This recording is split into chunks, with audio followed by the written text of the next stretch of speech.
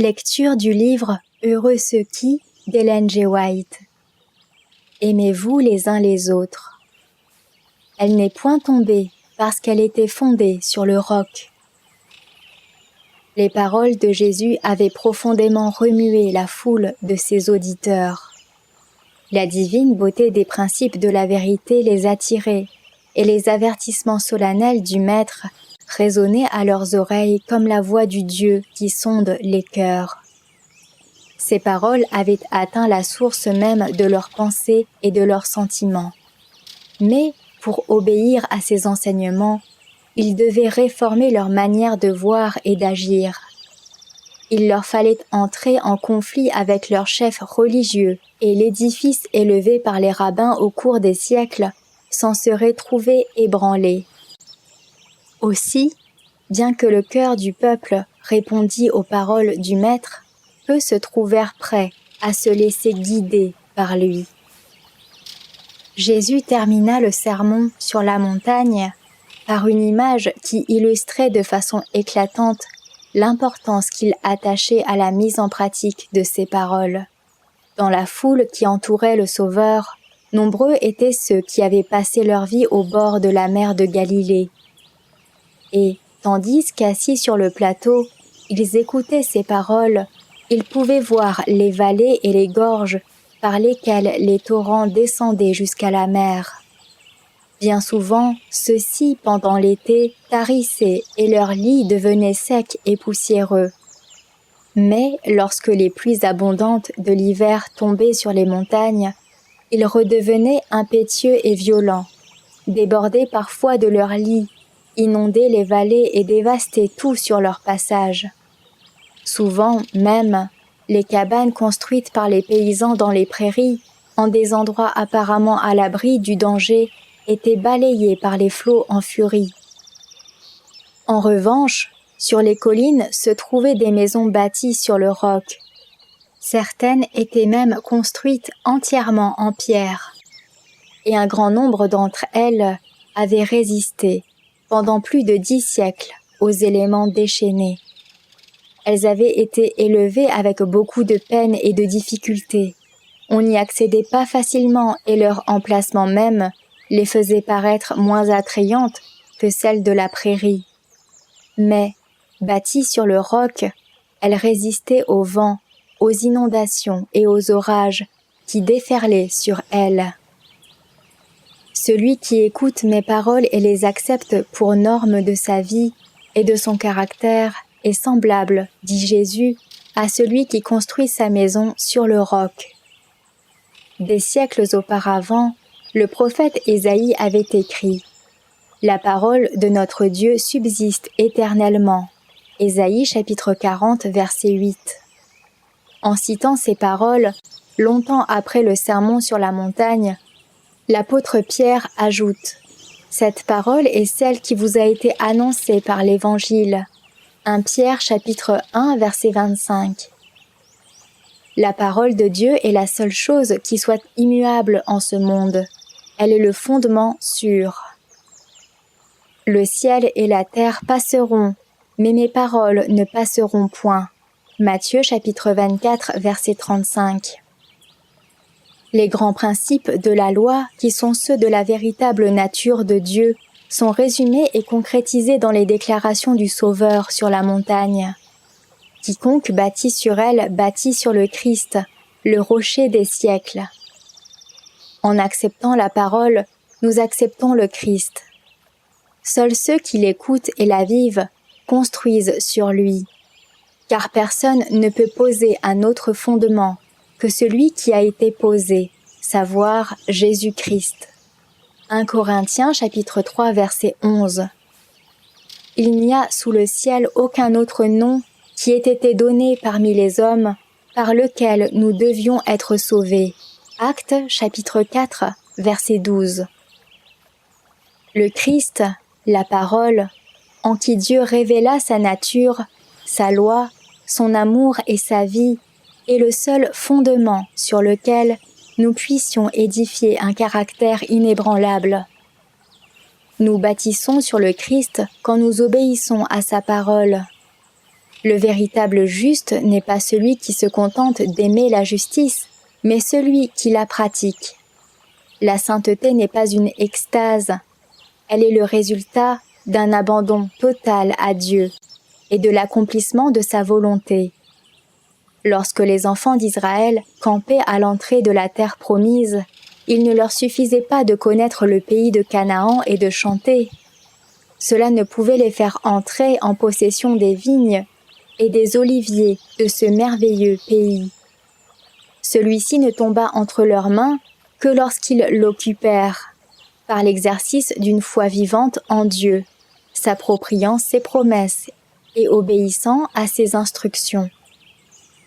La véritable religion consiste à mettre en pratique les paroles du Sauveur, non pas en vue de s'attirer la faveur de Dieu, mais parce que, malgré notre indignité, nous avons reçu et accepté le don de son amour. Le Christ ne fait pas dépendre le salut d'un homme de ses prétentions, mais de la foi qu'il manifeste par ses œuvres. Des actes, non seulement des paroles, voilà ce que Jésus demande à ses disciples. C'est dans l'action que l'on forme son caractère.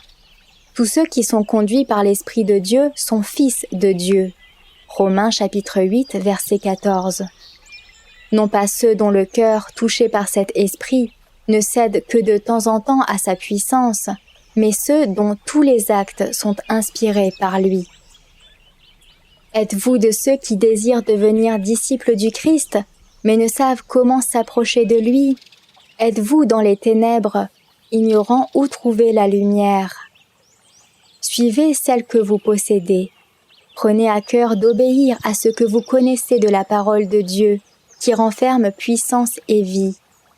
Dans la mesure où vous recevrez cette parole avec foi, elle vous donnera la force d'obéir. Si vous accueillez la lumière qui vous est envoyée, des rayons plus puissants viendront éclairer votre route. Ainsi vous bâtirez sur la parole de Dieu, et votre caractère deviendra semblable à celui du Sauveur. Le Christ, le fondement véritable, est une pierre vivante. Il donne la vie à tous ceux qui construisent sur lui. Et vous-même, comme des pierres vivantes, édifiez-vous pour former une maison spirituelle. 1 Pierre chapitre 2 verset 5. En lui, tout l'édifice bien coordonné s'élève pour être un temple saint dans le Seigneur. Éphésiens chapitre 2 verset 21. Ces pierres et le divin fondement sur lequel elles sont édifiées forment un tout, car une même vie les anime.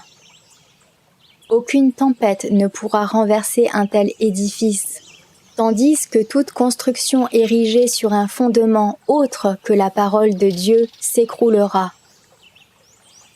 Celui qui, semblable aux Juifs de l'époque de Jésus, veut établir sa foi sur des idées ou des sentiments purement humains, sur des rites, des cérémonies inventées par les hommes, ou sur des œuvres accomplies sans la grâce du Christ, celui-là édifie son caractère sur des sables mouvants. Les ouragans de la tentation balayeront les fondements sablonneux et jetteront la maison comme une épave sur les rives du temps. C'est pourquoi ainsi parle le Seigneur Yahvé.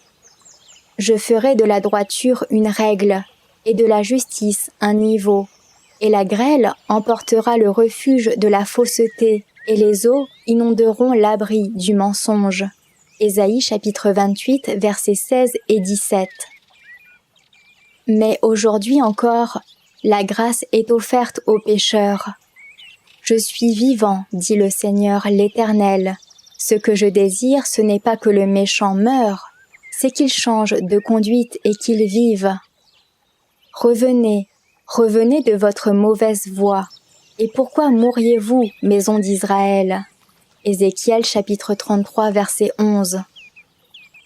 La voix qui aujourd'hui s'adresse aux pécheurs est celle de celui qui, dans son angoisse, s'écria, tandis qu'il considérait la ville bien-aimée. Jérusalem, Jérusalem, toi qui tues les prophètes et qui lapides ceux qui te sont envoyés. Combien de fois ai-je voulu rassembler tes enfants, comme une poule rassemble sa couvée sous ses ailes, et vous ne l'avez pas voulu. Luc chapitre 13, versets 31 et 35. En Jérusalem, Jésus voyait un symbole du monde qui avait rejeté et méprisé sa grâce. C'est pour nous, cœurs obstinés, qu'il versait des larmes.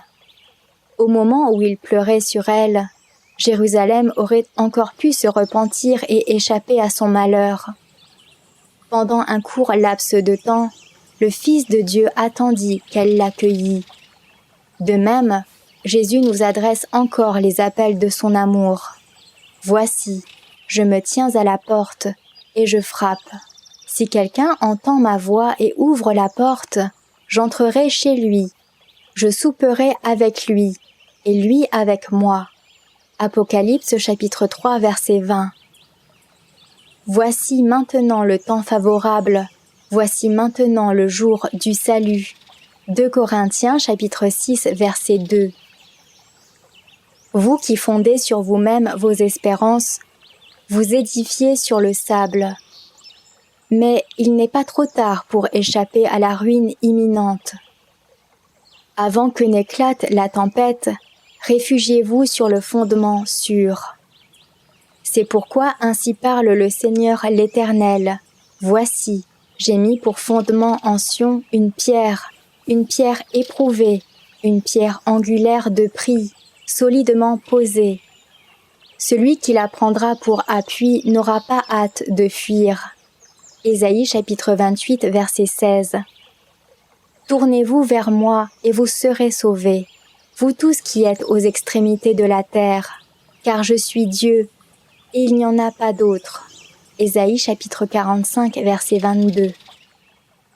Ne crains rien, car je suis avec toi. Ne promène pas des regards inquiets, car je suis ton Dieu. Je te fortifie. Je viens à ton secours. Je te soutiens de ma droite triomphante. Ésaïe chapitre 41 verset 10. Vous ne serez ni honteux ni confus, jusque dans l'éternité. Ésaïe chapitre 45 verset 17. Retrouvez plus de lectures des ouvrages de l'Esprit de prophétie sur lerest.org.